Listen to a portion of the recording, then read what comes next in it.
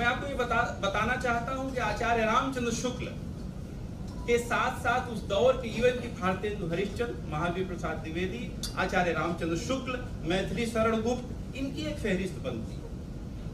आप इनके इतिहास दृष्टियों के बारे में पढ़े तो लगभग उस इतिहास लेखन की प्रक्रिया में नवजागरण की कोख से पैदा होते हैं और उस उपनिवेशवादी इतिहास दृष्टि का विरोध करते हुए भी लगभग उस सिरे में खड़े नजर आते हैं जिसमें हिंदू पुनरुत्थान की पूरी जो चेतना है उसको पोषित करते हुए नजर आते हैं। एक संदर्भ भी आता है अगर आप गहराई से पढ़ें, लेकिन आप उससे ज्यादा आप इसी परंपरा में अगर आप थोड़ा विकसित इतिहास चेतना के साथ पढ़ने की कोशिश करें तो जयशंकर प्रसाद की इतिहास दृष्टि इसमें ज्यादा विकसित आपको दिखाई देती है। जयशंकर प्रसाद इतिहास में पुराण की तरफ जाते हैं, वो वेद की तरफ जाते हैं, उपनिषद की तरफ जाते हैं, लेकिन एक वैज्ञानिक इतिहास बोध के साथ जाते हैं,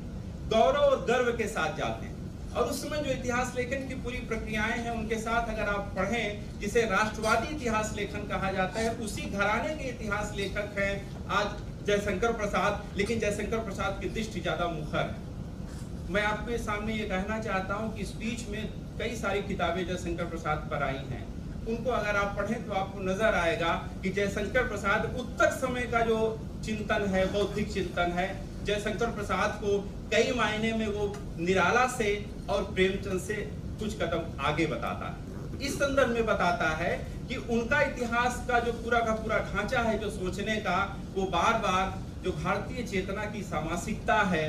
जो पौराणिक आख्यान परंपरा है या इतिहास है, भारतीय इतिहास परंपरा है, उसको मौलिक तरीके से हमारे सामने प्रस्तुत करते हैं। और मौलिक तरीके से प्रस्तुत करने का मतलब जो संस्कृत में इतिहास जिसे कहा जाता है, उस इतिहास की चेतना को वो वैज्ञानिक तरीके से हमारे सामने लाते हैं। उनके निबंधों को अगर आप पढ़ें, आचार्य शुक्ल जिस रहस्यवाद को खारिज करते हैं, जिस चमत्कारवाद को खारिज करते हैं,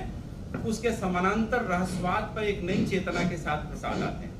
मानवतावाद की जिस तरह से वो बातचीत करते हैं, उन सारे गौरव गर्व की जिस तरह से बातचीत करते हैं, वो समानांतर रूप से आप पढ़ें तो आपको दिखाई देगा। बहुत सारे संदर्भ हैं, जैसे मैं आपके सामने एक छोटा सा उदाहरण रखता हूँ कि कामायनी का आमुख अगर आप पढ़ें और आपको ये बताते हैं कि